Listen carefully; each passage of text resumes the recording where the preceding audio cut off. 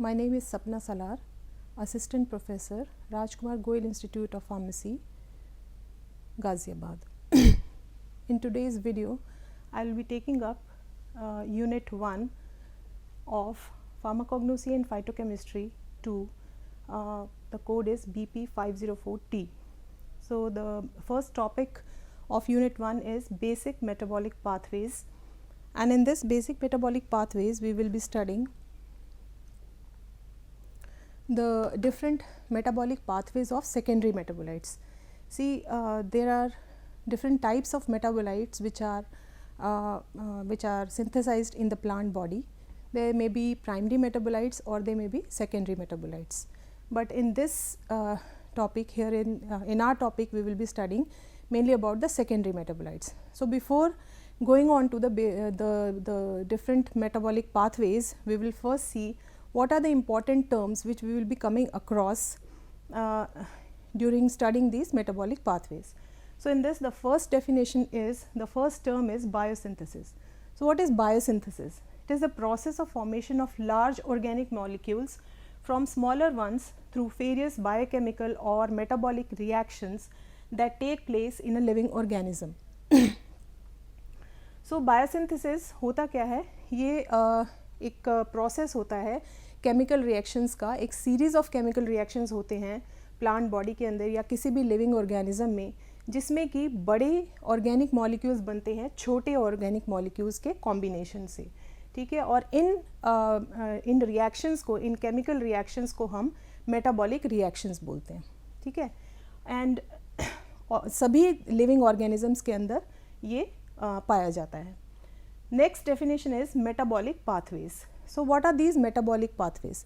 जिस series of chemical reactions के through ये मेटाबॉलिक रिएक्शंस होते हैं, the series of metabolic reactions occurring in plant cells leading to the formation of primary and secondary metabolites. These metabolic reactions, they are enzyme catalyzed. Okay, so ये metabolic reactions जो कि series में एक sequence में होते हैं plant body के अंदर या किसी भी लिविंग ऑर्गेनिज्म के अंदर, इनकी सीरीज़ को फिर हम बोलते हैं मेटाबॉलिक पाथवे, ठीक है। सो प्लांट के अंदर डिफरेंट मेटाबॉलिक पाथवेज होते हैं for the formation of different types of secondary metabolites. तो प्राइमरी मेटाबोलाइट्स और सेकेंडरी मेटाबोलाइट्स दोनों की ही फॉर्मेशन होती है, और ये मेटाबॉलिक रिएक्शंस जो होते हैं इन मेटाबॉलिक पाथवेज के अंदर, ये मेटाबॉलिक रिएक्शंस एंजाइम कैटलाइज्ड होते हैं, ठीक है। These are enzyme catalysed. Next definition is, now will see what are primary metabolites. अब हमने पिछली डेफिनेशन में ये देखा कि प्राइमरी और सेकेंडरी मेटाबोलाइट्स की प्रोडक्शन होती है, बट ये प्राइमरी मेटाबोलाइट्स और सेकेंडरी मेटाबोलाइट्स होते क्या हैं? What are these metabolites? See, primary metabolites are required for the general growth and physiological development of the plant, and they are also utilised as food by man, and they are therapeutically inactive, ठीक है। So primary metabolites क्या होते हैं? ये metabolites वो होते हैं जो प्लांट बॉडी में बनते हैं, और ये एक इसेंशियल रिक्वायरमेंट होती है प्लांट की for their growth and development, ठीक है। ग्रोथ और डेवलपमेंट के लिए रिक्वायर्ड होते हैं, और जो ह्यूमन बीइंग्स हैं वो उसको एज अ फूड भी यूज़ करते हैं, ठीक है। They use the primary metabolite, they can also be utilized as food by man. For example sugars, ठीक है। Sugars is an example of a primary metabolite. Amino acids, then lipids are also one of the important primary metabolite which can be used as food by man. Then many nucleic acids means RNA and DNA. So these all types of primary metabolites, they are synthesized inside the plant body. Then secondary plant metabolites. What are secondary plant metabolites? They are synthesized from the primary metabolites. Okay, secondary metabolites जो होते हैं वो primary metabolites से ही बनते हैं, और ये actually plant के लिए इतने यूज़फुल नहीं होते हैं, क्योंकि ये प्लांट की ग्रोथ और डेवलपमेंट में फंक्शन परफॉर्म नहीं करते। They are not directly involve in the growth and development of a plant, but yes they perform some other functions in the plant, like they may serve a defensive function, ठीक है। Defence mechanism जो होता है plant का, उसमें ये इनका role, they play a role in that, कि जैसे कि मान लीजिए कोई माइक्रो ऑर्गेनिजम्स हैं या कोई इंसेक्ट्स हैं या कोई और हर्बीवोर्स हैं या कोई और डेंजर है प्लांट को, तो उनसे प्रोटेक्शन के लिए जो प्लांट है कभी कभी टॉक्सिक सब्सटेंसेस या कुछ ऑफेंसिव ओडर्स वाले, ऑफेंसिव स्मेलिंग सब्सटेंसेस को प्रोड्यूस करता है, जिससे कि दीज माइक्रो ऑर्गेनिजम्स, इंसेक्ट्स और हर्बीवोर्स जो हैं they remain away from the plant, so they serve as a defensive function. और इसी तरह से पॉलिनेशन भी एक पॉलिनेशन जो है वो भी एक फंक्शन हो सकता है of these secondary metabolites. Pollination में भी ये हेल्प कर सकते हैं। And also in certain environmental stress conditions like drought and extremes of temperature, ठीक है, टेम्परेचर कभी कभी कम या ज़्यादा हो सकता है, तो हो सकता है प्लांट की रिक्वायरमेंट वो ना हो उस टेम्परेचर कंडीशन की, तो उस केस में भी ये सेकेंडरी मेटाबोलाइट्स जो हैं कभी कभी रोल प्ले करते हैं। अब हम देखेंगे कि ये सेकेंडरी मेटाबोलाइट्स हैं ये बनते कैसे हैं और कौन कौन से मेन सेकेंडरी मेटाबोलाइट्स हैं, किस पाथवे के थ्रू ये बनते हैं। मैंने आपको बताया कि प्राइमरी मेटाबोलाइट्स से ही सेकेंडरी मेटाबोलाइट्स जो हैं वो बनते हैं। अब प्राइमरी मेटाबोलाइट्स में सबसे पहले हम बात करते हैं कार्बोहाइड्रेट मेटाबॉलिज्म की। ओके, तो उससे पहले कार्बोहाइड्रेट मेटाबॉलिज्म में जाने से पहले आप ये देखें कि this is the process of photosynthesis. Plant के अंदर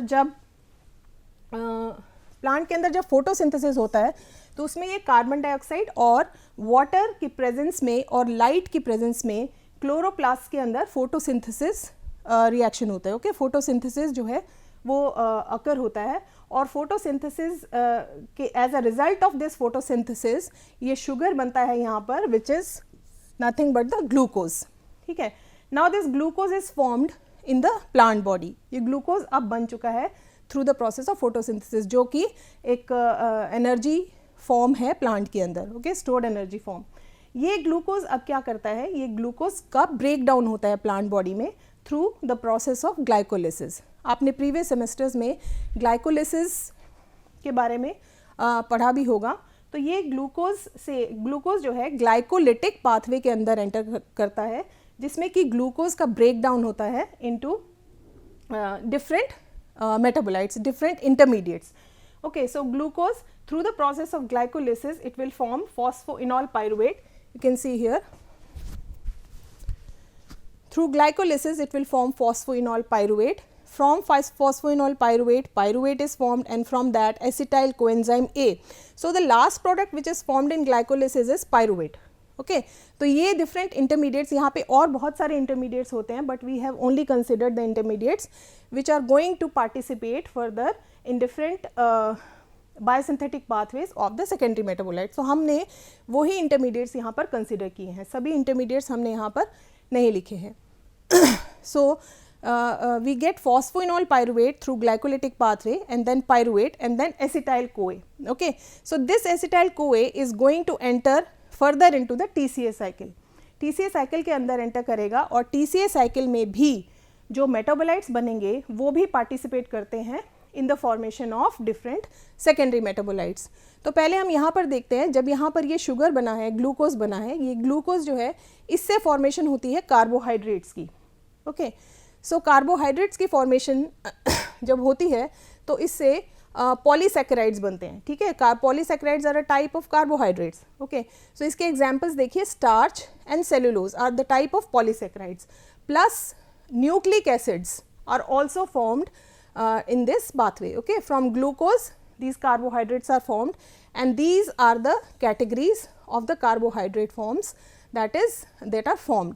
अब ये carbohydrates जो हैं आपको पता है, these are the sugars. Okay, so in carbohydrates से फिर आगे glycosides की formation होती है। glycosides जैसे कि आप जानते हैं, glycosides are formed by the combination of an A glycon and a glycon. Okay, so the glycon part is what? Nothing but a sugar. So ये sugar part जो है glycon का,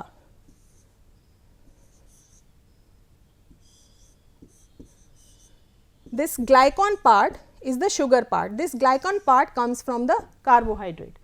Okay, so हम ये कह सकते हैं कि जो कार्बोहाइड्रेट्स हैं वो ग्लाइकोसाइड्स की फॉर्मेशन में भी कंट्रीब्यूट करते हैं।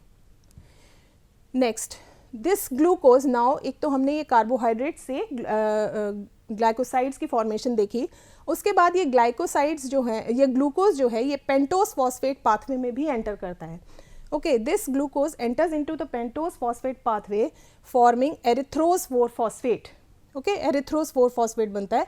ये एरिथ्रोज 4 फॉस्फेट जो है पेंटोस फॉस्फेट पाथवे का एक बहुत इंपॉर्टेंट इंटरमीडिएट है, और इसमें यहाँ पर ये एरिथ्रोज 4 फॉस्फेट और ग्लाइकोलिटिक पाथवे का फॉस्फोइनॉल पाइरुवेट दोनों कंबाइन होकर शिकमिक एसिड पाथवे के अंदर एंटर करते हैं. ओके, शिकमिक एसिड पाथवे जो है it is an important pathway again for the formation of squalene. Okay, squalene की फॉर्मेशन के लिए बहुत इंपॉर्टेंट पाथवे है. और plus aromatic amino, sorry it's not squalene, sorry, the shikimic acid pathway, it is important pathway for the formation of aromatic amino acids. Okay, aromatic amino acids, and in aromatic amino acids से further फिर alkaloids और peptides की formation होती है. और इसी shikimic acid pathway के through phenyl propanoid derivatives या फिनाइल प्रोपेनॉइड कंपाउंड्स की भी फॉर्मेशन होती है, जैसे कि lignins, flavonoids, coumarins and tannins. Okay, so these are formed. और ये शिकमिक एसिड पाथवे का एक इम्पॉर्टेंट इंटरमीडिएट है shikimic acid. Okay, it is formed as an important intermediate during the shikimic acid pathway, और इस शिकमिक एसिड के through ही इन कंपाउंड्स की फॉर्मेशन होती है. Next is acetyl coenzyme A. अब यहाँ पर पाइरुवेट से जो एसिटाइल कोएंजाइम ए बना है वो एंटर होता है, that will enter into the acetate malonate pathway and the acetate mevalonate pathway. Okay, acetate malonate pathway जो होता है that is important pathway for the formation of fatty acids. And acetate mevalonate pathway, acetyl coenzyme ए जो है वो दो pathways में enter करता है, अलग अलग पाथवेज में, एसिटेट मेलोनेट पाथवे और acetate mevalonate pathway. Acetate malonate pathway का इंपॉर्टेंट इंटरमीडिएट है मेलोनाइल कोए, और एसिटेट मेवलोनेट पाथवे का इंपॉर्टेंट इंटरमीडिएट है मेवलोनिक एसिड या मेवलोनेट. ओके, और मेलोनाइल कोए से मैंने आपको बताया कि fatty acids, saturated fatty acids या लॉन्ग चेन फैटी एसिड्स की सिंथेसिस होती है, और एसिटेट मेवलोनेट पाथवे से आइसोप्रेनॉइड कंपाउंड्स की सिंथेसिस होती है, isoprenoid compounds and steroids. Okay, so this is the formation of different types of metabolites from the intermediates of different cycles. Okay, different primary metabolites की जो cycles हैं उनके intermediate से different secondary metabolites की synthesis होती है.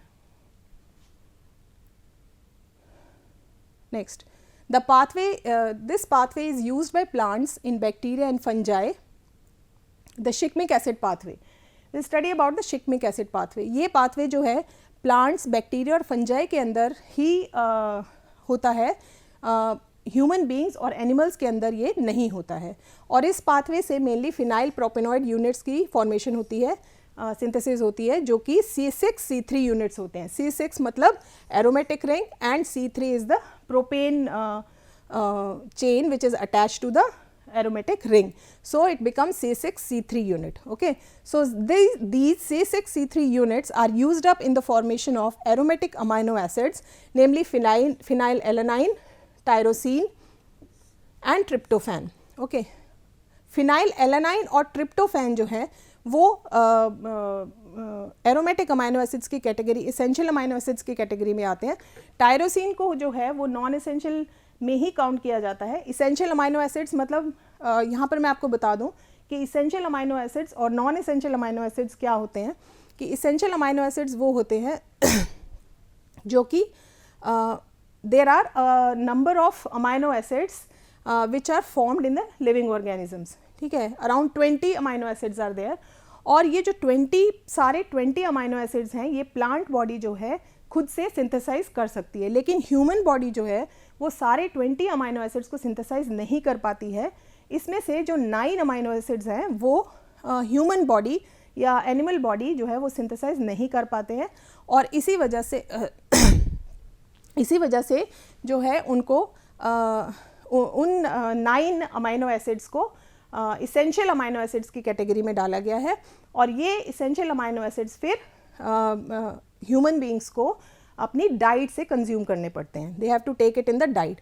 तो अगर डाइट से टायरोसिन की फुलफिलमेंट नहीं होती है, टायरोसिन अमाइनो एसिड अगर नहीं फुलफिल हो पाता है इसकी requirement, then actually this tyrosine is form from the phenylalanine, ठीक है।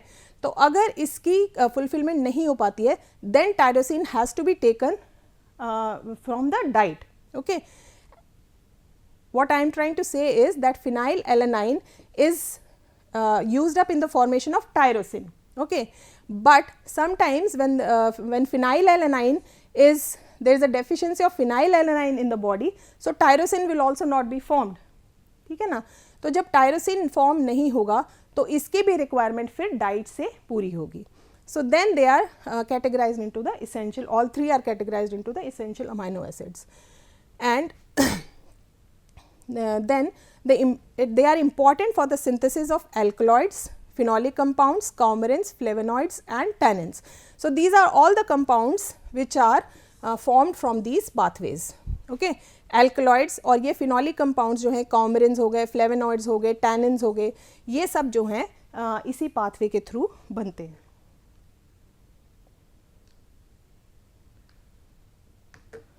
Next is shikimic acid is named after a highly toxic Japanese flower called as Shikimi anisetum, okay.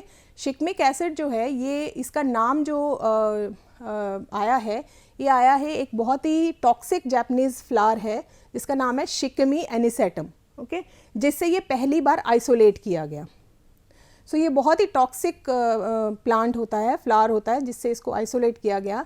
And this shikimic acid actually through phosphorylation and elimination, बहुत सारे different series of reactions होते हैं, phosphorylation reactions, elimination reactions, और उनके through एक important intermediate बनता है shikimic acid pathway में जिसका नाम है क्वारिज्मिक एसिड, ओके। ये क्वारिज्मिक एसिड जो बनता है, दिस क्वारिज्मिक एसिड जो फर्दर हम देखेंगे नेक्स्ट स्लाइड में कि किस तरह से क्वारिज्मिक एसिड की ब्रांचिंग होती है, दो अलग अलग ब्रांचेस में डिवाइड हो जाता है और इन ब्रांचेस से फिर प्रीफेनिक एसिड बनता है रीअरेंजमेंट के थ्रू। क्वारिज्मिक एसिड की रीअरेंजमेंट से प्रीफेनिक एसिड बनता है और एंथ्रानिलिक एसिड की फॉर्मेशन होती है, ओके।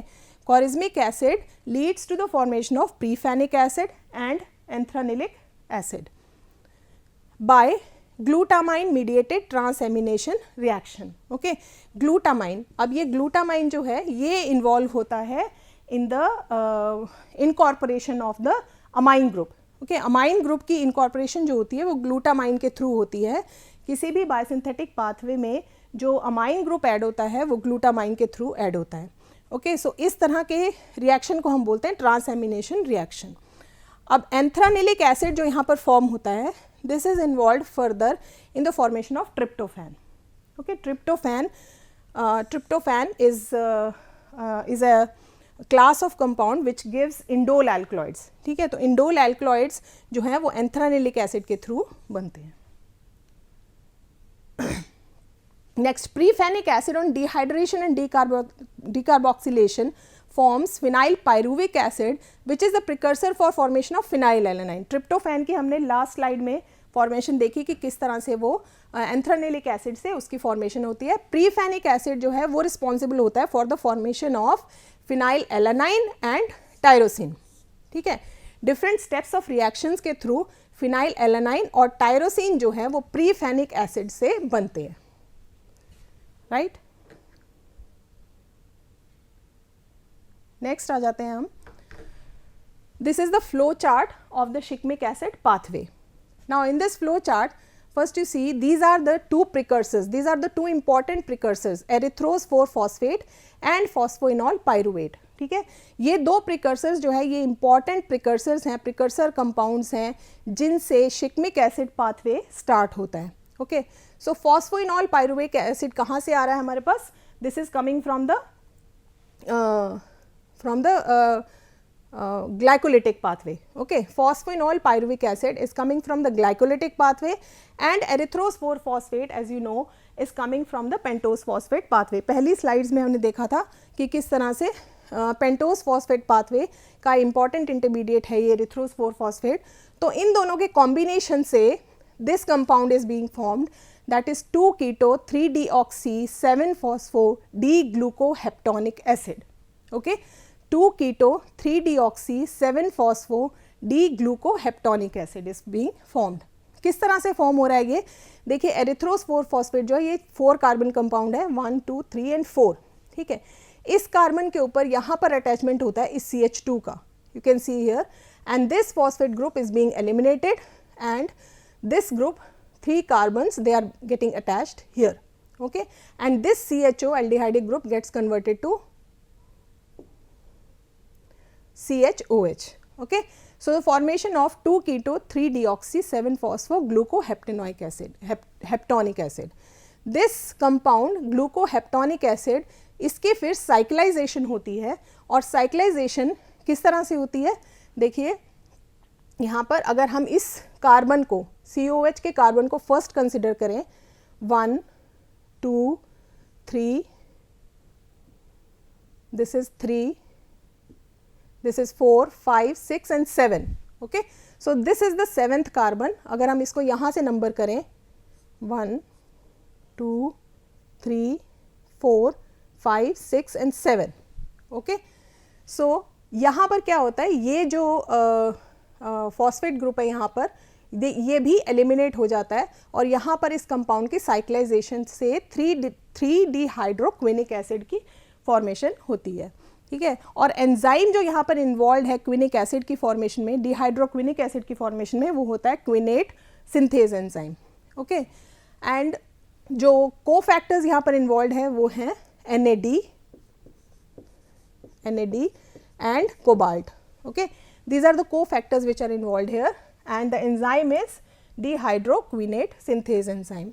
अब dehydroquinic acid से फिर 3-डिहाइड्रोशिक्मिक एसिड की फॉर्मेशन होती है. किस तरह से, यहाँ पर डिहाइड्रेशन होती है, ये जो है OH ये वाटर मॉलिक्यूल की फॉर्म में यहाँ से एलिमिनेट हो जाता है, और फॉर्मेशन, और यहाँ पर एक बॉन्ड फॉर्मेशन हो जाती है. ठीक है, double bond is formed here and three dehydroshikimic acid is formed. Right, now this reaction in which dehydroquinic acid is getting converted to 3-dehydroshikmic acid, this is taking place in the presence of enzyme quinate dehydratase. Okay, 3-dehydroquinate dehydratase, क्योंकि dehydration हो रही है यहाँ पर, तो enzyme dehydratase is involved. Then from 3-dehydroshikmic acid, shikmic acid is being formed in the presence of enzyme shikmate kinase.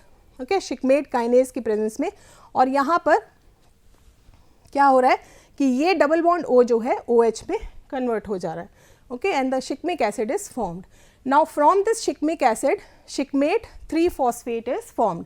शिकमेट three phosphate में क्या होता है, यहाँ पर एक्चुअली शिकमिक एसिड की फॉस्फोरिलेशन हो रही है. As you can see 1 phosphate group is being attached here on this position, so phosphorylation हो रही है with the help of ATP. ओके, ATP molecule is donating 1 phosphate and it is getting itself converted to ADP.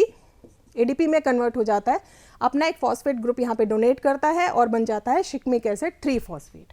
Okay, now this shikimic acid three phosphate in presence of phosphoenol pyruvate, you can see this is 1 molecule of phosphoenol pyruvate, और यहाँ पर rearrangement के through बहुत सारी rearrangements होती हैं, ये phosphate group यहाँ से एलिमिनेट हो जाता है, और ये फॉस्फोइनॉल पायरुवेट ग्रुप जो है यहाँ पर अटैच हो जाता है, and the formation of chorismic acid take place. Okay, so this reaction actually takes place in the presence of chorismate synthase. Okay, chorismate synthase की प्रेजेंस में ये रिएक्शन होता है जिसमें कॉरिज्मिक एसिड की फॉर्मेशन होती है. एक फॉस्फोइनॉल पायरुविक एसिड की मॉलिक्यूल की एडिशन यहाँ पर होती है, इस तरह से यहाँ पर ये अटैच हो जाता है. ओके, एंड जो ये वाले जो यहाँ पर बॉन्ड्स हैं, ये बॉन्ड यहाँ पर शिफ्ट होता है, और ये वाला बॉन्ड जो है यहाँ पर शिफ्ट हो जाता है, और इस तरह से रीअरेंजमेंट के थ्रू यहाँ पर आप देख सकते हैं ये बॉन्ड जो था यहाँ पर आ गया, और यहाँ से एक बॉन्ड शिफ्ट होकर यहाँ पर डबल बॉन्ड लग गया. Okay, so chorismic acid is being formed here. Now this chorismic acid is now getting converted to prephenic acid. अब ये कॉरिज्मिक एसिड जो है यहाँ पर ये एक ऐसा स्टेप है जहाँ पर कॉरिज्मिक एसिड 2 पार्ट्स में डिवाइड हो रहा है. This is one branch in which prephenic acid is being formed, and in the other branch you can see anthranylic acid is being formed. So prefanic acid is formed here and chorismic acid से जो prephenic acid बनता है, this takes place in the presence of chorismate mutase. Okay, chorismate mutase enzyme है जो कि help करता है prephenic acid की फॉर्मेशन में. नाउ प्रीफेनिक एसिड जो है ये आगे दो ब्रांचेस में डिवाइड हो रहा है. आप देख सकते हैं फिनाइल एलानाइन और टायरोसिन की फॉर्मेशन यहाँ पर हो रही है. Prephenic acid you can see here, इसकी दोबारा से इसकी जो है इसमें से एक्चुअली प्रीफेनिक एसिड यहाँ पर इसकी डीकार्बोक्सिलेशन होगी. ओके, प्रीफेनिक एसिड में दो तरह के रिएक्शंस होंगे, decarboxylation and dehydration. Okay, decarboxylation and dehydration will give phenyl pyruvic acid. Decarboxylation मतलब carbon dioxide is removed, okay, and dehydration removal of one hydrogen molecule also. So removal of one hydrogen molecule and removal of a carbon dioxide molecule here will give phenyl pyruvic acid. और phenyl pyruvic acid से फिर reductive ammunition के through phenyl alanine की formation हो जाती है. Okay, reductive ammunition का मतलब है यहाँ पर ग्लूटामाइन यहाँ पर इन्वॉल्व है जो कि अपना एक अमाइन ग्रुप यहाँ पर डोनेट करता है और C डबल बॉन्ड O की जगह यहाँ हमें मिल जाता है CHNH2. देन इसी तरह से प्रीफेनिक एसिड जो है डीकार्बोक्सिलेशन के थ्रू और डीहाइड्रोजिनेशन के थ्रू, यहाँ पर डीहाइड्रोजिनेशन होता है और डीहाइड्रोजिनेशन की हेल्प से यहाँ पर para hydroxy phenyl pyruvic acid की फॉर्मेशन होती है और para hydroxy phenyl pyruvic acid again इसी तरह से रिडक्टिव एमिनेशन के थ्रू जो है टायरोसिन की फॉर्मेशन यहाँ पर हो जाती है. So this is how phenyl alanine and tyrosine are formed from prefanic acid. Similarly यहाँ पर कॉरिज्मिक एसिड in another branch, यहाँ पर एक ब्रांचिंग हुई जिससे फिनाइल एलानाइन और टायरोसिन बना. इसी तरह से कॉरिज्मिक एसिड जो एंथ्रानिलिक एसिड की भी फॉर्मेशन में इन्वॉल्व होता है, जिसमें कि एंजाइम जो इन्वॉल्व है वो है anthranilate synthase, because anthranilic acid is being formed here. So anthranilate synthase enzyme and this anthranilate synthase enzyme then combines with phosphoribosyl pyrophosphate. Okay, phosphoribosyl pyrophosphate के साथ सीरीज ऑफ केमिकल रिएक्शंस के through ये बनाता है, यहाँ पर ये indole ring बन जाता है. ओके, यहाँ पर जब फॉस्फोराइबोसाइल पायरोफॉस्फेट के साथ कंबाइन होता है तो ये बनाता है phosphoribosyl anthranilic acid. Okay, and through a series of chemical reactions this indole group is formed, this indole moiety is formed here and after this moiety is formed a serine group gets attached here. ये group जो आप यहाँ पर देख रहे हो, this one, this is the serine group. Okay, so this gets attached and tryptophan is formed here. Okay, so this is the formation of three amino acids, phenylalanine, tyrosine and tryptophan. So this is all about shikimic acid pathway and different enzymes and different reactions involved in the shikimic acid pathway. Thank you.